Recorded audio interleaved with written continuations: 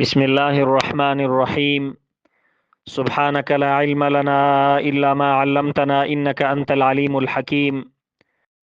رب اشرح لي صدري ويسر لي أمري واحلل عقدة من لساني يفقه قولي.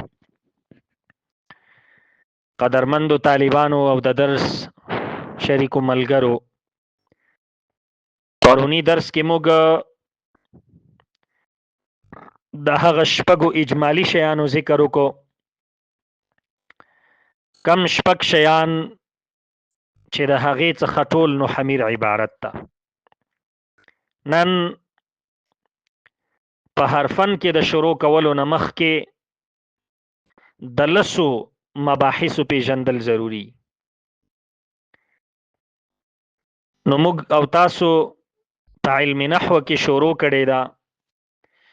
نو په علم نحو کې د شروع کولو څخه مخکې د لسو خبرو پیژندل پکار دي. اول نمبر معنا لغوي د نحوی، دویم نمبر معنا اصطلاحي د نحوی، دریم نمبر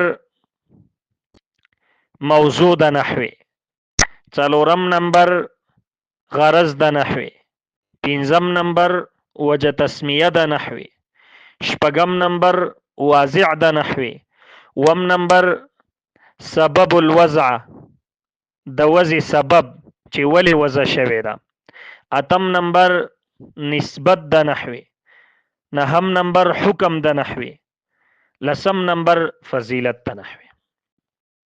رازو دیتا چې اول نمبر معنا لغوي د نحوی. په لغت کې نحو لفظ چې دا مشترک د په ډیرو معانیو سره راځي. اول نمبر نحو په لغت کې په معنا د قصد سره، لکه نحوت نحوا ای قصدت قصدا، ما قصد وکړ، قصد کولو ته وایي. نو دا صيغه د مصدر د په معنا د قصد سره. دویم نمبر په معنا د مثل سره، رأيت رجلا نحوك ای مثلك، ما اولید سړی ستا په مثل. دریم نمبر په معنا د صرف سره راځي، یعنی اړولو سره، نحوت بصري الیک ای صرفت بصري الیک، زما نظر ستا خواته واوړېده. څلورم نمبر په معنا د طرف سره راځي، سرت الى نحو دار فلان ای جانب دار فلان. پنځم نمبر په معنا د نوع سره راځي، لکه اکلت ثلاثه انحاء من الطعام، ما اخوړل ای ثلاثه انواع منه، درې اقسام د خوراک، یعنی درې قسمه خوراک ما وخوړه. شپږم نمبر نحو په معنا د مقدار سره راځي، لکه جاءني الجيش نحوهم الف ای مقدارهم الف، چې راغوی مقدار زر کسانو، په معنا د مقدار سره. اووم نمبر په معنا د قبیله سره راځي، لکه نظرت الى بني تمیم ای قبیلتهم. اتم نمبر په معنا د اعراض سره راځي، لکه ثم يتنحى عن ذلك المكان ای يعرض عنه، د دین اعراض کو. دا لغوي معنی د نحو شولې. نور هم ډېری معناګانې کتابونو ذکر کړي دي، خو دا یو څو معناوي چې موږ ذکر کړي په همدې کفایت کوو. دویم نمبر د نحو اصطلاحي تعریف ته. د نحو هم اصطلاحي ډیر تعریفونه دي، خو مختصر تعریف یې کو: علم بأصول يعرف بها أواخر الكلم الثلاث من حيث الإعراب والبناء وكيفية التركيب. داسې یو علم ده، داسې اصول دي چې پیژندلی کیږي په دې علم، په اصولو د دې علم اواخر الکلم الثلاث، آخر د کلمو، من حيث الاعراب والبناء، د حیثیت د شان د دینه چې دا معرب دی او دا مبنی دی، وکیفیت الترکیب، او هم دغه شان پیژندلی کیږي د دینه څرنګوالی د ترکیب. دریم نمبر موضوع د علم نحو. موضوع د علم نحو کلمه او کلام دی.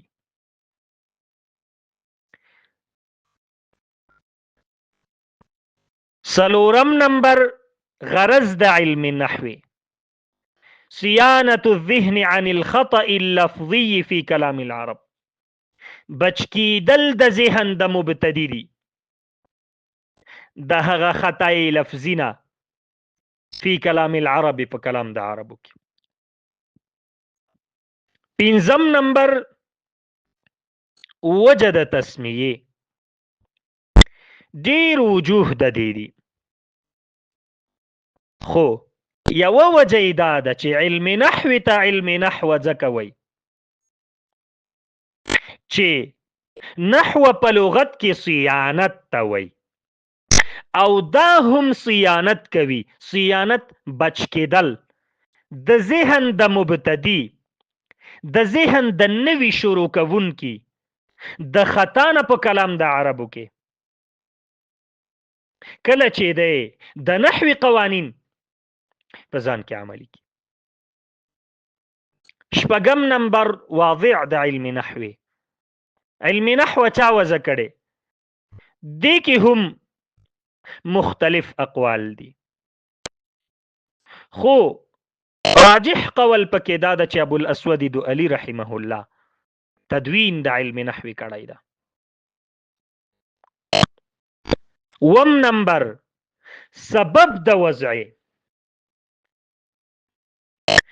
د صحابه کرامو رضی الله عنهم په دور کې د اسلام د غلبې د وجې څخه عجمیان زیات په اسلام کې داخلېدل، خو داسې حالت و چې هغوی د عربي سره نااشنا وو. د قرآن کریم آیاتونه بعضو غلط ویل، نو د دې وجې نه